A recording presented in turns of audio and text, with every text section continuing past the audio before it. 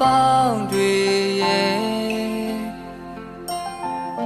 နောက်ထပ်မဖြစ်ပါစေနဲ့ကဘာမြေကြီးငြိမ်းချမ်းဖို့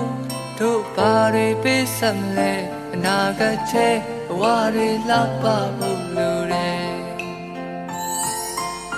ပူကြိုးစားဖို့လိုမယ်တို့ယုံထားဖို့လိုမယ်အန်တရဲ့လမ်းကြမ်းတမ်းလဲ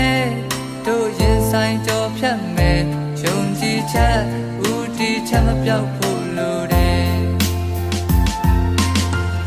တစ်ချိန်ကားတို့ဒီအားလုံးဟာအပြစ်ကင်းတဲ့ကလေးများဖြစ်ကြတယ်အခုများတော့အယောင်တွေညှိုးနွမ်းစွာဒဏ်ရာများနဲ့အတူပြေးလွှားတိုက်ခိုက်